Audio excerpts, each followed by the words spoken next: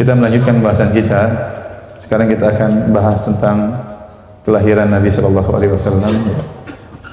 Tapi sebelumnya kita bahas dulu tentang nasab Nabi Shallallahu Alaihi Wasallam. Nasab Nabi adalah Muhammad bin Abdullah bin Abdul Muttalib bin Hashim bin Abdi Manaf bin Qusay bin Kilab bin Murrah bin Ka'ab bin Lu'ay bin Ghalib bin Fihr bin Malik bin Nadar bin Kinana bin Khuzaimah bin Mudrika bin Ilyas bin Mudhar bin Nizar bin Ma'ad bin Adnan. Jadi inilah nasab yang disepakati oleh para ulama dan tersebutkan dalam Sahih Al-Bukhari, yaitu dari Muhammad bin Abdullah sampai kakek beliau yang bernama Adnan. Dan Adnan ini kembali kepada Nabi Ismail alaihissalam. Ya, hanya saja para ulama khilaf antara Adnan sampai Ismail berapa kakek, antara Adnan sampai Ismail. Ada yang berpendapat bahwasanya Adnan sampai Ismail ya kakeknya berjumlah 40 ya. Dan ada yang mengatakan antara Adnan sampai Ismail jumlah kakeknya cuma sekitar 7, 9 atau 10, sekitar 10 saja, tidak sampai 40. Oleh karenanya tidak ada dalil yang tegas ya, bahwasanya sambungan dari Adnan sampai Ismail bisa disebutkan dengan jelas. Yang disepakati oleh para ulama hanya dari Nabi Muhammad sampai siapa? Adnan.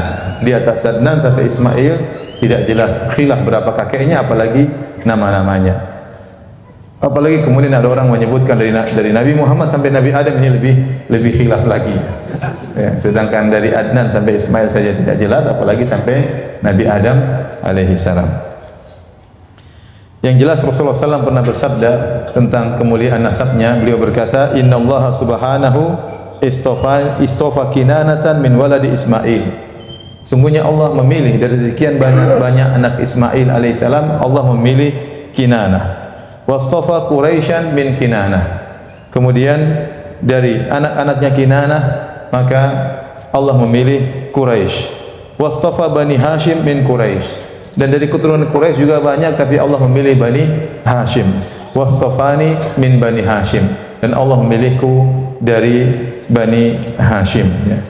Ini menunjukkan akan kemuliaan nasab Nabi Shallallahu Alaihi Wasallam. Jadi antara orang yang mulia di antara kakek-kakek Nabi ya adalah Abdul Muttalib. Abdul Muttalib.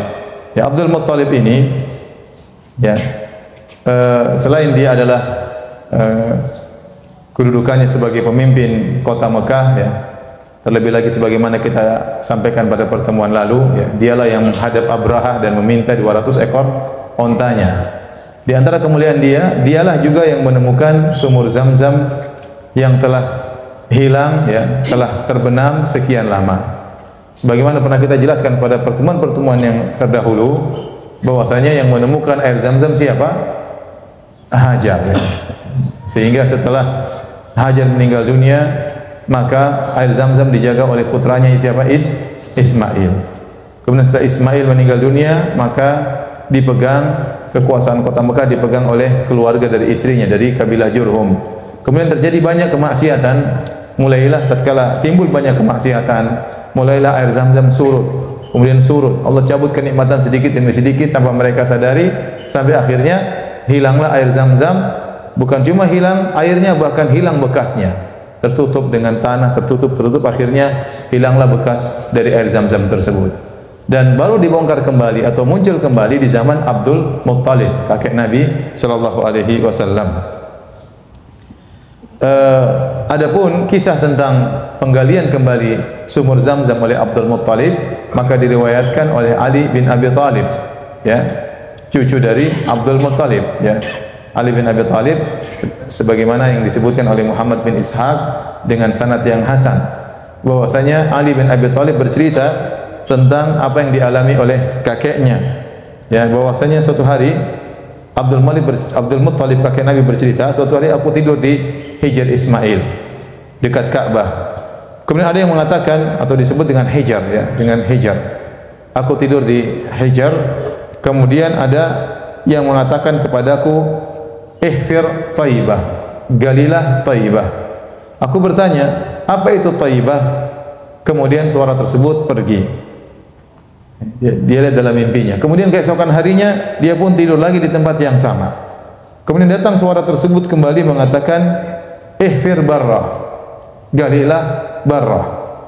Maka aku berkata, apa itu barrah? Suara itu pun pergi tanpa ada penjelasan.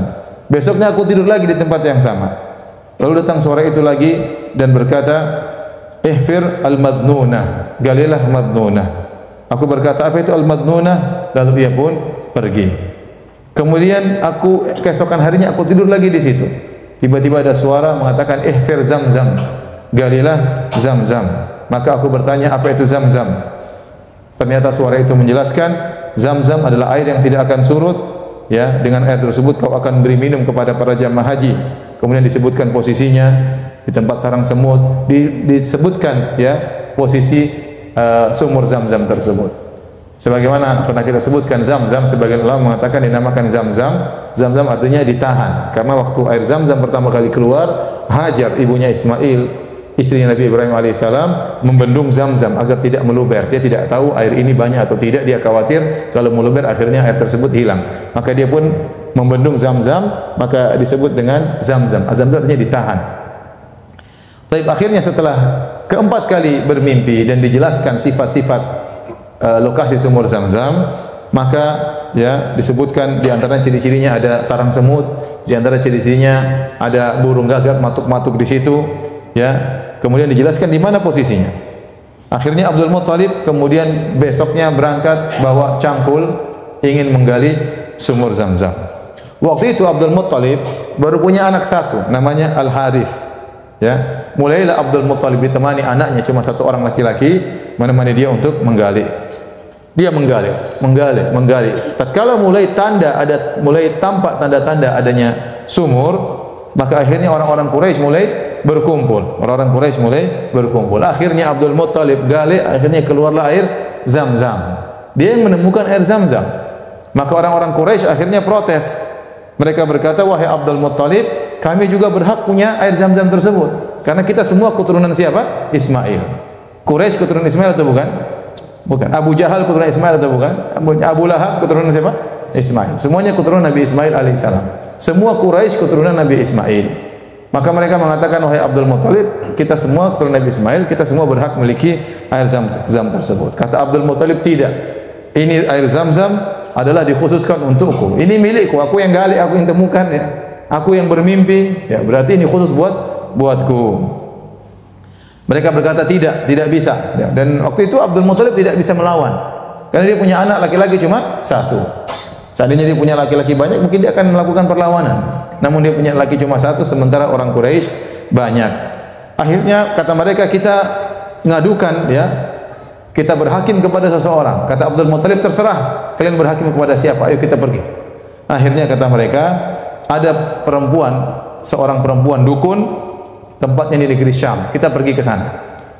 Jadi mereka mau berhukum sama siapa? Dukun perempuan ya, nenek sihir. Akhirnya berangkatlah mereka. Abdul Muttalib dengan saudara-saudaranya, orang-orang Quraisy ramai dengan pasukannya. Berangkatlah mereka berjalan dari Mekah menuju negeri Syam, itu jauh. Dari Mekah Madinah saja 500 km. Kemudian dari Madinah ke negeri Syam mungkin 800-900 km jauh. Madinah sampai Tabuk itu belum Syam, itu masih sudah 750 km. Jadi mereka akan menempuh jarak kira-kira 1.300-1.400 km untuk cari dukun perempuan itu. Akhirnya berangkatlah mereka, tentu melewati jalan yang terjal, melewati padang pasir dan macam-macamnya. Akhirnya berjalan dua rombongan tersebut. Di tengah perjalanan ternyata persediaan air Abdul Muttalib habis. Rombongan Abdul Muttalib persediaan airnya habis. Akhirnya rombongan Abdul Muttalib minta air dari rombongan Quraisy. Semuanya Quraisy, Abdul Muttalib juga Quraisy. Akhirnya mereka minta pada rombongan satunya tidak mau. Tidak mau. Kalau kau mau kasih Zamzam sama kita. Abdul Muttalib juga tidak mau, bertahan, tidak ada, pokoknya bertahan. Akhirnya tatkala sudah benar-benar kehabisan air, sudah tidak bisa bergerak, akhirnya Abdul Muttalib berhenti, orang-orang Quraisy juga berhenti melihat apa yang akan dilakukan oleh Abdul Muttalib. Maka Abdul Muttalib berkata kepada sahabat-sahabatnya, daripada kita berjalan sampai akhirnya kita meninggal dunia, sama-sama meninggal dunia, tidak ada yang menguburkan kita, lebih baik kita gali kuburan kita masing-masing. Siapa yang meninggal terlebih dahulu kita kuburkan, agar kita meninggal semua dalam kondisi dikubur. Tinggal yang terakhir nanti urusan belakangan. Akhirnya mulailah mereka berhenti, mulailah mereka gali kuburan. Mereka gali kuburan, gali ya. Setelah kuburan sudah digali seluruhnya, tinggal mereka dikubur, tunggu satu orang mati satu demi satu. Ya, tiba-tiba Abdul Muttalib berubah pikiran. Dia mengatakan, wah kalau begini caranya kita cuma pasrah. Ayo kita berusaha, siapa tahu ada air di depan. Begitu Abdul Muttalib akan beranjak pergi, tiba-tiba ada air keluar dari kaki ontanya. Sehingga ini ada pertolongan datang. Akhirnya Abdul Muttalib pun minum, mengambil air kemudian diberikan kepada orang-orang Quraisy. Akhirnya orang-orang Quraisy sadar bahwasanya memang Zam-Zam itu milik Abdul Muttalib. Akhirnya mereka tidak jadi pergi ke nenek sihir. Akhirnya mereka pulang dan akhirnya Abdul Muttalib yang berhak memiliki Zam-Zam. Ini kita jelaskan kepada Abdul Muttalib agar kita tahu bahwasanya Rasulullah SAW memiliki nasab yang sangat tinggi. Karena dia bernasab kepada Abdul Muttalib, seorang tokoh yang sangat dihormati oleh orang-orang Quraisy. Dan seluruh nabi-nabi diutus dalam nasab-nasab yang tinggi. Kenapa? Agar orang-orang tidak mencela nasabnya kalau ternyata nasabnya rendah. Ya, karena kalau ternyata ada seorang nabi ternyata dari nasab yang rendah, dia akan dituduh orang ini ternyata dari kalangan rendahan, dia ngaku sebagai nabi supaya dihormati. Khawatirnya akan ada yang mencela dari sisi itu. Karenanya Allah memilih seluruh nabi dengan nasab yang tinggi supaya tidak ada tuduhan bahwasanya orang ini ingin mencari kedudukan. Karena Nabi SAW seandainya dia tidak mengaku sebagai nabi pun, dia pasti sudah mulia. Dia akan mewarisi Zam-Zam, dia akan menjadi orang top karena kakek dia Abdul Muttalib. Jadi dia mengaku sebagai nabi atau memproklamirkan dirinya sebagai seorang nabi bukan mencari kedudukan. Bahkan dengan memproklamirkan dirinya sebagai nabi, maka dia akan terancam, dia akan dibunuh, akan diusir dan yang lainnya. Seandainya nabi mencari kedudukan, tidak perlu mengaku sebagai nabi, cukup dia mengaku saya cucunya Abdul Muttalib, maka dia akan menjadi orang yang mulia. Paham sini? Oleh karenanya tidak ada sisi celaan dari sisi nasab kepada para nabi karena mereka seluruhnya nasabnya tinggi. Dan ini yang pernah terjadi dialog antara Heraklius dengan Abu Sufyan.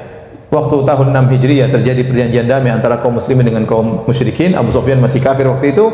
Dia berjalan-jalan menuju ke negeri Syam, akhirnya diketahui oleh Heraklius, raja Romawi, kemudian dipanggil oleh Heraklius. Heraklius sudah dengar-dengar berita tentang desas-desus lahirnya munculnya seorang nabi di Jazirah Arab. Maka dia bertanya-tanya tentang Nabi Muhammad SAW. Banyak dia interogasi Abu Sufyan. Di antara pertanyaan yang dia sampaikan kepada Abu Sufyan, kaifa nasabuhu fikum? Bagaimana nasabnya nabi tersebut di antara kalian? Bagaimana nasabnya? Maka Abu Sufyan berkata, huwa fina dzu nasab. Sungguhnya Muhammad itu memiliki nasab yang tinggi. Maka Heraklius berkata, fakadzalika rusul tub'atsu fi nasabi qaumiha. Demikianlah para rasul seluruhnya diutus dengan memiliki nasab yang tinggi. Semuanya Nabi Isa, Nabi Musa semuanya memiliki nasab yang tinggi. Nabi Daud, Nabi Sulaiman dan seterusnya.